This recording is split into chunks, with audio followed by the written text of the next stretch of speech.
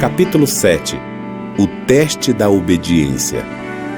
Se alguém está em Cristo, é nova criatura. As coisas antigas já passaram. Eis que se fizeram novas. Uma pessoa pode não ser capaz de dizer o momento e o lugar exatos, nem descrever todas as circunstâncias do processo de conversão. Mas isso não prova que ela não seja convertida. Cristo disse para Nicodemos: o vento sopra onde quer, ouves a sua voz, mas não sabes de onde vem nem para onde vai. Assim é todo que é nascido do Espírito. Como o vento, que é invisível, embora seus efeitos sejam claramente vistos e sentidos, assim também é o Espírito de Deus em sua obra no coração humano. Esse poder regenerador, o qual nenhum olho humano pode ver, gera uma nova vida e cria um novo ser à imagem de Deus. Embora a obra do Espírito seja silenciosa e imperceptível, seus efeitos podem ser vistos. Se o coração foi renovado pelo Espírito de Deus, a vida dará testemunho disso. Apesar de nada podermos fazer para mudar o coração e entrar em harmonia com Deus, mesmo que não devamos em absoluto confiar em nós mesmos, nem em nossas boas ações, a vida vai revelar se a graça de Deus habita em nós. Uma mudança será notada no caráter, hábitos e propósitos. Será claro e decisivo o contraste entre o que eram antes e o que são agora. O caráter é revelado não por boas obras, nem por erros ocasionais, mas pela tendência que palavras e atos costumeiros revelam. É verdade que pode haver uma aparência de retidão, mesmo sem o poder renovador de Cristo. O desejo de ter influência e de ser estimado pelos outros pode levar a uma vida bem ordenada. O respeito próprio pode nos fazer evitar a aparência do mal. Um coração egoísta pode promover atos generosos. De que maneira, então, vamos demonstrar de que lado estamos? Quem domina nosso coração? Em quem estão nossos pensamentos? Acerca de quem gostamos de conversar? Quem é o alvo da nossa calorosa afeição e do melhor da nossa energia? Se somos de Cristo, sempre estaremos pensando nele. Nossos mais doces pensamentos nele se concentrarão. Tudo que temos e somos será consagrado a ele. Teremos o desejo de refletir sua imagem, possuir seu espírito, fazer sua vontade e agradá-lo em todas as coisas. Aqueles que se tornarem novas criaturas em Jesus Cristo produzirão os frutos do Espírito: amor, alegria, paz, longanimidade, benignidade, bondade, fidelidade, mansidão, domínio próprio. Não mais se comportarão de acordo com as antigas paixões, mas, pela fé no Filho de Deus, seguirão os seus passos, refletirão o seu caráter e se tornarão puros, assim como ele é puro. As coisas que antes detestavam, agora amam. As coisas que antes amavam, agora aborrecem. O orgulhoso e arrogante torna-se manso e dócil. O vaidoso e altivo torna-se humilde e modesto. O alcoólatra deixa a bebida. O viciado torna-se puro. As modas e os costumes mundanos são postos de lado. O cristão não buscará o adorno exterior, mas o homem interior do coração, unido ao incorruptível trajo de um espírito manso e tranquilo. Não haverá evidências de genuíno arrependimento a menos que ele promova uma reforma. Se confirmar o que foi prometido, devolver o que foi roubado, confessar seus pecados e amar a Deus e ao próximo, o pecador pode estar certo de que passou da morte para a vida. Quando vamos a Cristo, mesmo sendo seres pecadores e cheios de erros, tornamo-nos participantes da sua graça perdoadora e o amor brota em nosso coração. Os fardos tornam-se leves, pois o jugo que Cristo impõe é suave. O dever torna-se um deleite e o sacrifício um prazer. O caminho que antes parecia coberto de trevas torna-se iluminado pelo sol da justiça. O amoroso caráter de Cristo será visto em seus seguidores. Ele se deleitava em fazer a vontade de Deus. O amor a Deus, o verdadeiro zelo por sua glória, era o poder controlador da vida do nosso Salvador. O amor embelezava e enobrecia suas ações. O amor faz parte da natureza divina. O coração não consagrado não pode produzi-lo. O amor pode ser encontrado apenas no coração onde Jesus reina. Nós amamos porque Ele nos amou primeiro. No coração renovado pela graça divina, o amor é o que motiva a ação. Ele modifica o caráter, controla a paixão, supera a inimizade e torna mais nobres as afeições. Esse amor ameniza os rigores da vida e exerce uma influência das mais positivas sobre todos que estiverem por perto. Há dois erros que os filhos de Deus, em particular aqueles que há pouco passaram a confiar em sua graça, precisam especialmente evitar. O primeiro, já mencionado, é o de se reportar às próprias obras e confiar naquilo que podem realizar para ficar em harmonia com Deus. Aquele que procura tornar-se santo buscando por meio das próprias obras guardar a lei está tentando algo impossível. Tudo que o ser humano possa fazer sem Cristo está poluído pelo egoísmo e o pecado. Somente a graça de Cristo, por meio da fé, pode nos santificar. O erro oposto, e não menos perigoso, é acreditar que Cristo isenta a pessoa de guardar a lei de Deus, que, considerando que somente pela fé nos tornamos participantes da graça de Cristo, nossas obras nada têm a ver com nossa redenção. Mas note que a obediência não é uma mera concordância externa, e sim uma consequência do amor. A lei de Deus é uma expressão da natureza divina. É uma personificação do grande princípio do amor e, por isso, o fundamento do seu governo no céu e na terra. Se nosso coração for renovado à semelhança de Deus, se o amor divino estiver nele implantado, é claro que viveremos em obediência à lei de Deus. Quando o princípio do amor domina o coração, quando o homem é renovado segundo a imagem daquele que o criou, a promessa do novo concerto é cumprida. Porei no seu coração as minhas leis, e sobre a sua mente as inscreverei.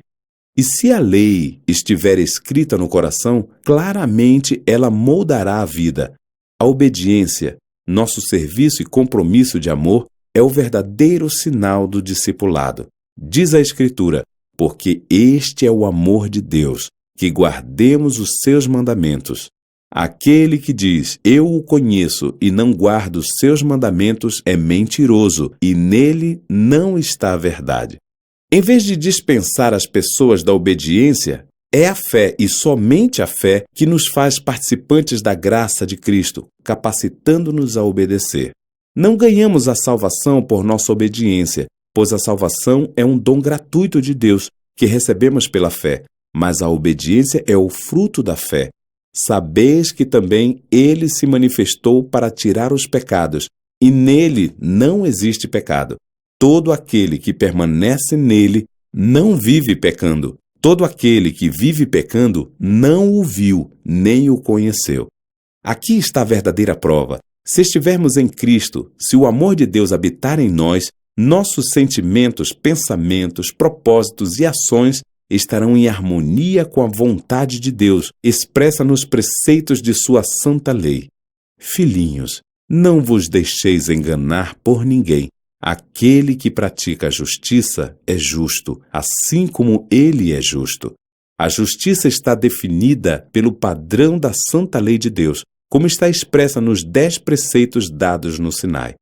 A suposta fé em Cristo, que leva a pessoa a se esquivar da obrigação de obedecer a Deus, não é fé, mas presunção. Pela graça sois salvos mediante a fé. Entretanto, a fé, se não tiver obras, por si só está morta. Jesus Cristo disse acerca de si mesmo, antes de vir à terra, agrada-me fazer a tua vontade, ó Deus meu. Dentro do meu coração está a tua lei. E antes de subir ao céu, ele declarou, tenho guardado os mandamentos de meu Pai, e no seu amor permaneço. Diz a Escritura, sabemos que o temos conhecido por isso, se guardamos os seus mandamentos.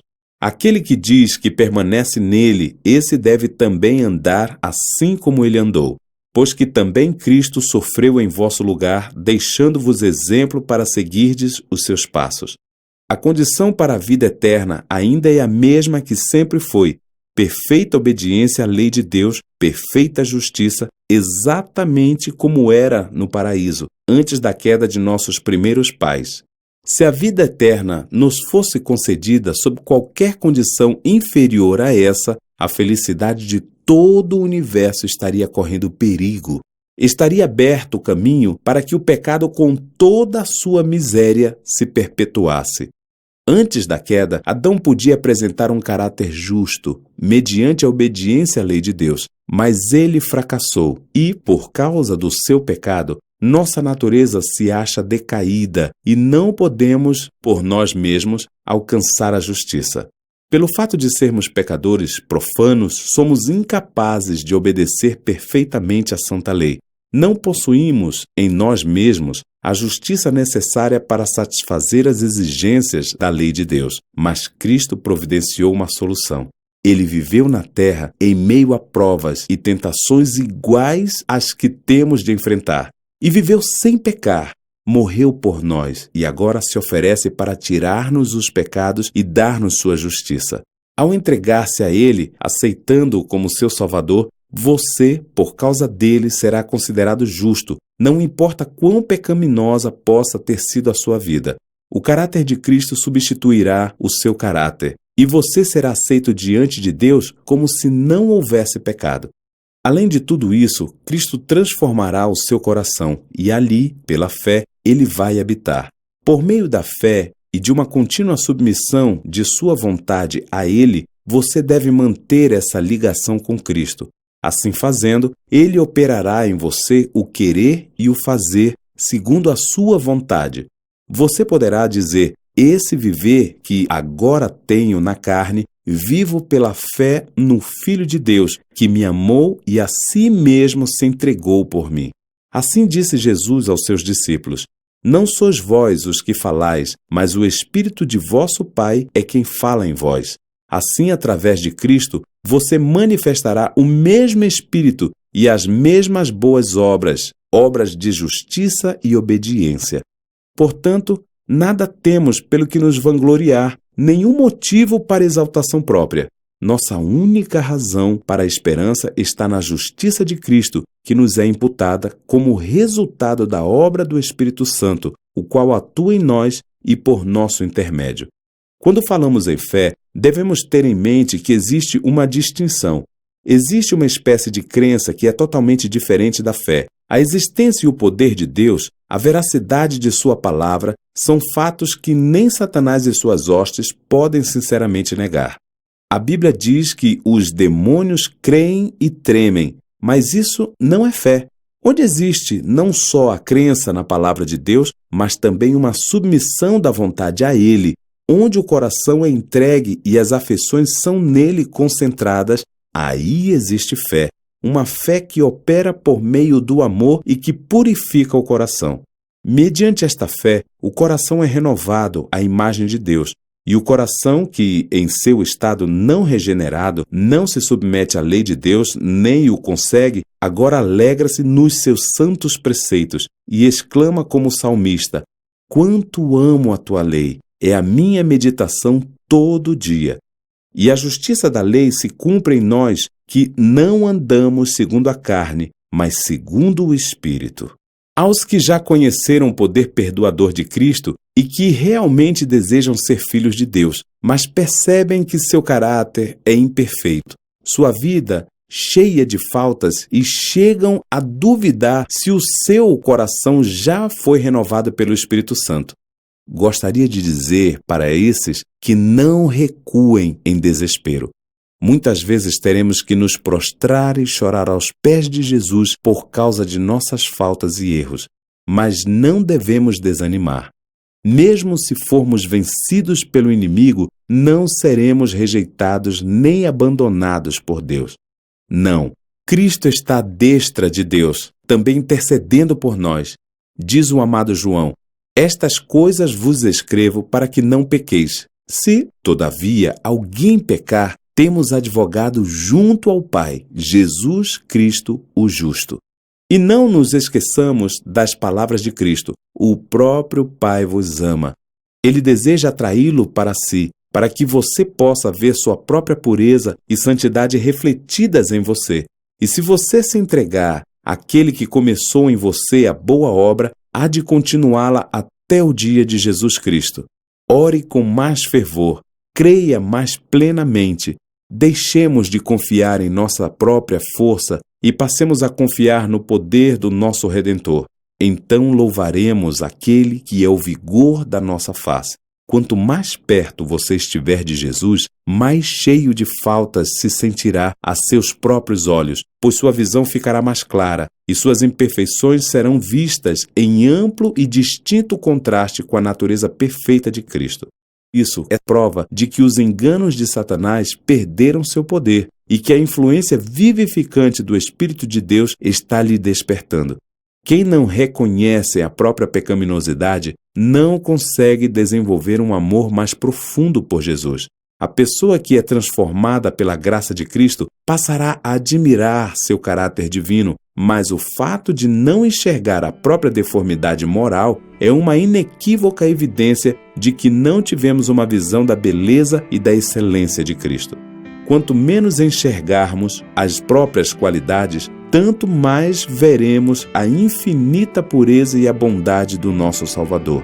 A percepção de nossa pecaminosidade nos conduz àquele que pode, de fato, perdoar. E quando uma pessoa, ao perceber o seu desamparo, busca Cristo, ele revela-se de maneira poderosa. Quanto mais percebermos nossa necessidade de chegar-nos a Ele e a Sua palavra, mais elevada será a visão que teremos de seu caráter e mais plenamente refletiremos sua imagem.